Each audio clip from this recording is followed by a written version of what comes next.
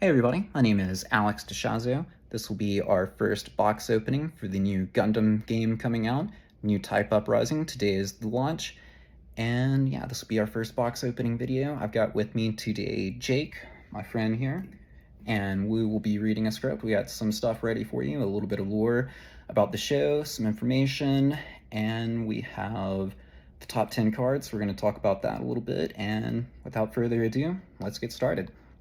Alrighty, everybody, we got Alex opening up our first box today. We plan on opening the two. Hopefully, we'll get some good ones between them. Let's see which one's the better. Just so you guys know, this contains both cards from Mobile Suit Gundam, Mobile Suit Gundam Wing, and Mobile Suit Gundam Steed, Mobile Suit Gundam Unicorn, and last but not least, Mobile Suit Gundam The Witch from Mercury. We're going to start with where it all began. Mobile Suit Gundam. It launched back in 19... We got the resource. We got the resource, very first one. Yeah, first pack, one of the top 10 pulls that we're looking for in the set. So we're going to set that to the side. And we're going to move to the next pack while he's getting that ready.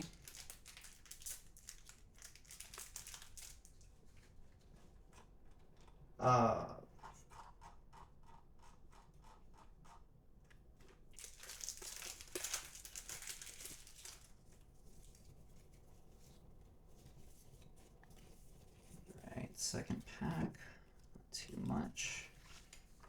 Set the Rarest to the side. I'm going to clear the notes over here.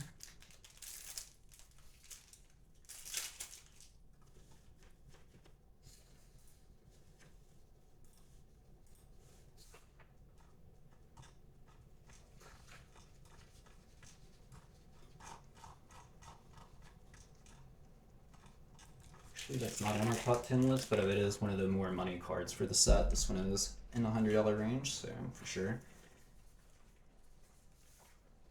Sorry about that. So, while that is an awesome card, back to where we were. Mobile Suit Gundam launched in 1979 and changed anime forever. It introduced the Universal Century Timeline, where the Earth Federation and Zion waged war in space. It's gritty, political, and deeply humane. Amaru Ray, a teenage civilian, stumbles into the cockpit of the RX-78-2 Gundam and becomes a reluctant pilot. His rival, Char, the legendary Red Comet. This series kicked off the real robot genre and laid the groundwork for the entire Gundam universe. Amaru Ray was a civilian tech whiz until war knocked on his door.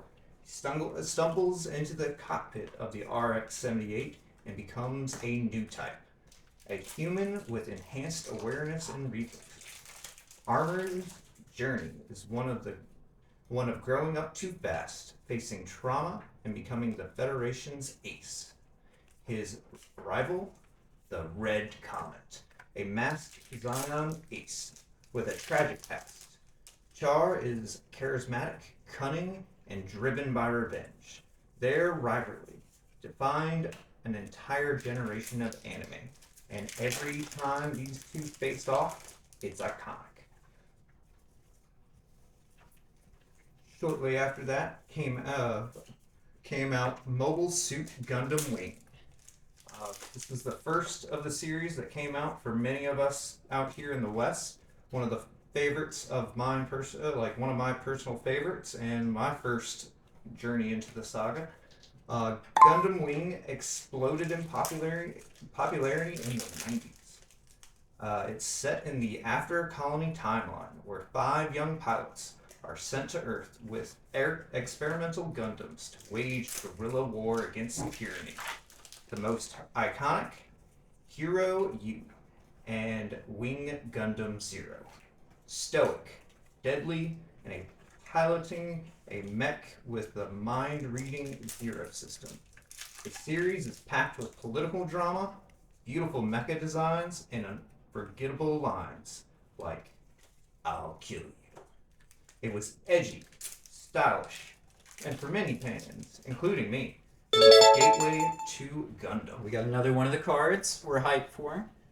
We got the Overflow Affection. Overflow Affection. This card captures the quieter moments in Gundam, the bonds that make these pilots humans. Even in war, there's vulnerability. Overflowing Affection reminds us that Gundam isn't just about machines. It's about people trying to survive them. As we all know, there are several entries of interpersonal, like drama and dilemmas in between them, as both sides just try to make it in this war across space. In Mobile We got another good alt art here. We got the Buster Gundam. I don't know if it's one of our top 5, but it is a very pretty looking alt art. Really pops.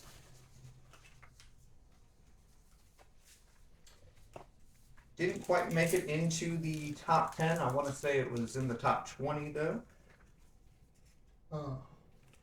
Mobile Suit Gundam Wing.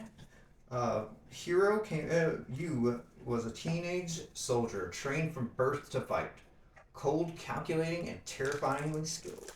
He pilots the Gundam Wing Zero and lives by one rule: complete the mission at any cost. But his encounters with Relina Peacecraft, a pacifist noble, challenges everything he believes. Relina sees the humanity behind the mask, and through their interactions, Gundam Wing explores the cost of war and the possibility of peace. I don't think any of us that watched that series could forget the ending of it, where he shows that he's still alive with a simple flower in her plane. Mobile Suit Gundam Seed.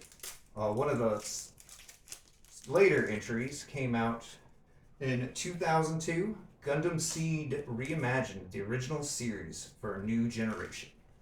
Set in the Cosmic Era timeline, it follows the conflict between naturals and genetically enhanced coordinators. Kira Yamato, a coordinator, is forced to pilot the Strike Gundam to protect his friends, only to discover his best friend, Atheron, is his enemy on the battlefield. Story dives deep into loyalty, identity, and what it means to fight. It's sleek, emotional, and packed with iconic mobile suits like Freedom and Justice Gundam.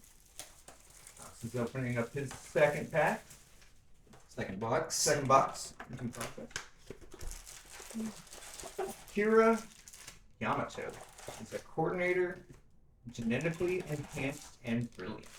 He's thrown into the battle to protect his friends, but ends up fighting against his childhood best friend, Atheron Zal. Kira pilots the Strike and later the Freedom Gundam. I got another alt art resource here, not one of the money ones, but this is very pretty nonetheless. Trying to end the war without killing. Piloting the Aegis and later Justice Gundam is torn between duty and friendship. Their conflict is emotional, tragic, and defines the heart of Gundam Seed. What happens when ideology clashes with loyalty. Another Witch and Bride.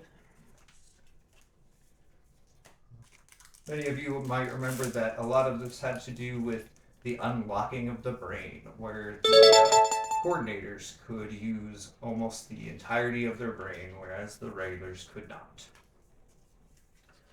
Mobile Suit Gundam Unicorn came out in 2010. It was set in the same Universal Century timeline as the original. Gundam Unicorn takes place years later and continues the struggle between the Federation and the remnants of Zion. It follows Lynx, who bonds with the mysterious Unicorn Gundam, a mobile suit laced with psycho-frame tech that responds to emotions. The series is cinematic, dramatic, and full of callbacks for longtime fans, and it features some of the most jaw-dropping mobile suit designs in the entire franchise. Like the transforming unicorn and the ominous Banshee.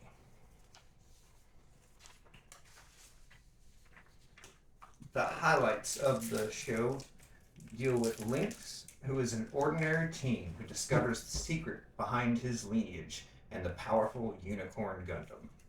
As he becomes its pilot, he's thrown into a brutal conflict that tests his morals, identity, and what it means to be a new type. His enemy? Full Frontal, a mysterious masked man who claims to carry on Char Aznable's will. Their battle becomes a clash over humanity's future and whether we're meant to evolve or control it. Following up that is our latest and last entry into the series, Mobile Suit Gundam. The Witch from Mercury came out just in 2022. The newest series in the Gundam saga and a bold departure from the previous. The Witch from Mercury blends mecha warfare with school drama, corporate warfare, and a haunting mystery at its core. It follows Soleta Mercury. Oh, wow, this is a really good alt art here too. We got the Unicorn Gundam Destroyer mode. The Banshee is the darker twin of the Unicorn Gundam. Where unicorns represent hope, the Banshee represents suppression. It's wild, unstable, and dripping in Psycho Frame energy. When it enters destroy mode, it's a nightmare.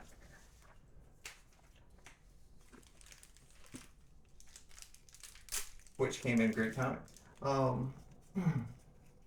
It follows as the Witch from Mercury follows Soleta Mercury, a shy pilot who enters a Mobile Suit Academy and becomes intangible in duels, conspiracy, and something far stranger: the AI-driven aerial Gundam.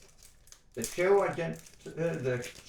show explores identity, corporate ethics, and emotional trauma, with incredible mech battles and a standout female lead.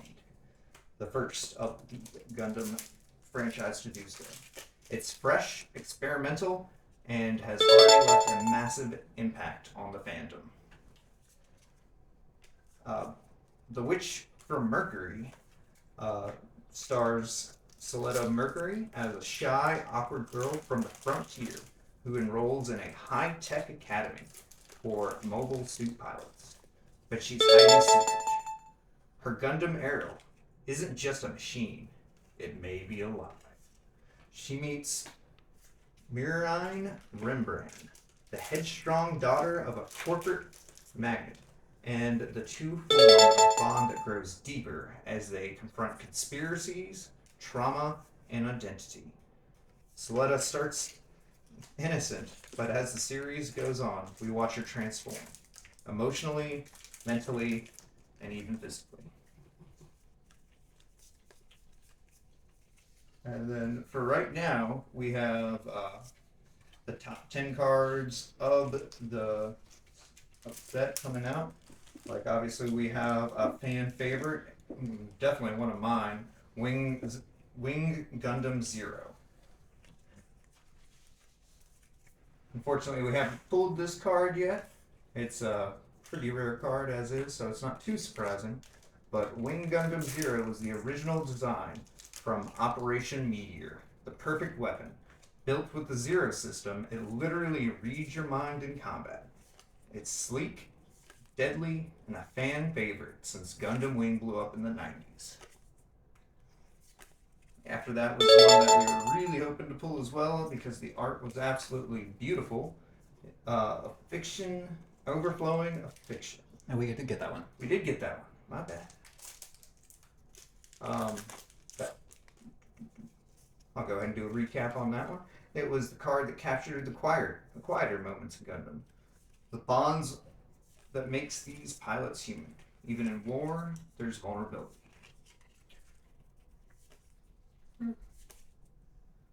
We also have the, we did not get the Justice Gundam. Justice Gundam flies in tandem with freedom, highlighted by Othran Zala during the events of Gundam Seed. It's designed for orbital mobility, and high-speed sport. And when it hits the battlefield, it's never alone. Coming up next, we have Char's Gelgoog. This was Char's final mobile suit in the original Gundam series. Fast, deadly, and dripping with red comet charisma. The Gelgoog was Zion's attempt to close the gap. And in Char's hand, it almost worked. Up next on the list of the top favorites was another one that we did get, the Unicorn Gundam Banshee. This is a reminder, it was the darker twin of the Unicorn Gundams, where Unicorn represents hope, the Banshee represented suppression. When it enters destroy mode, it's a nightmare.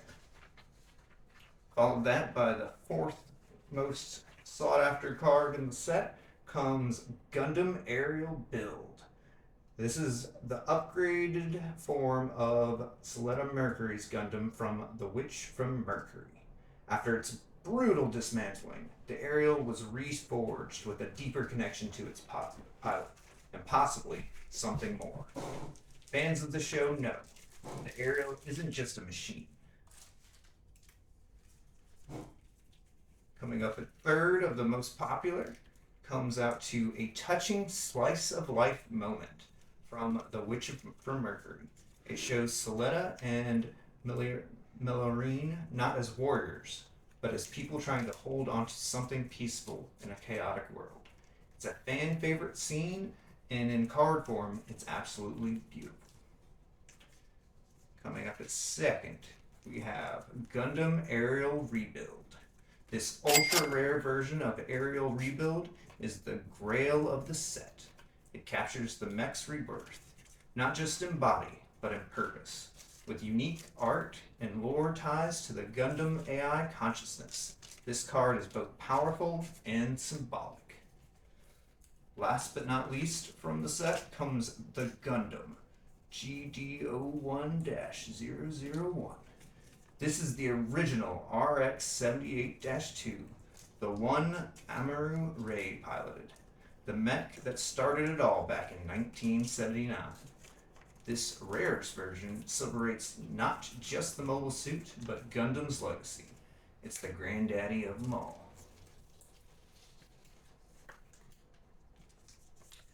Alright everybody, well that's everything. We're just sleeving up our most rare cards and the alt arts now, and we're gonna do a quick review over what we have after we finish doing that.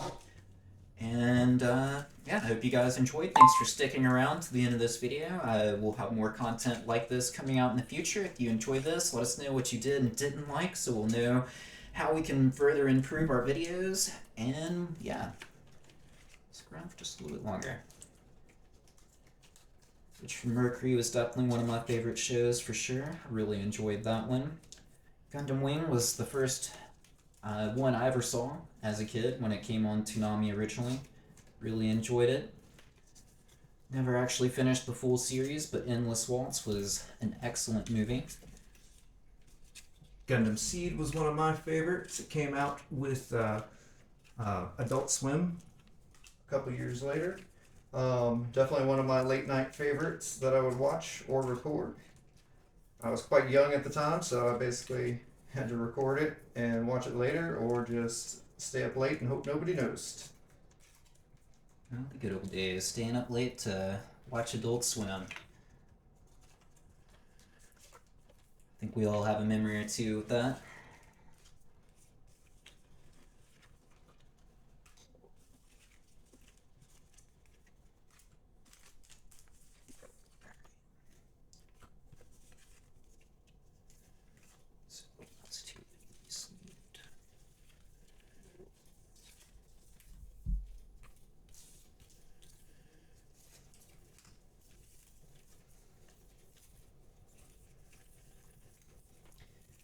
Overall, I think we did pretty good on these boxes. I didn't do the best job in memorizing all the prices and everything beforehand, but with this being a new game coming out, we're going to be diving into it more, learning more, and we'll be producing more content, keeping up with everything we learned, and all the good news coming out about this game.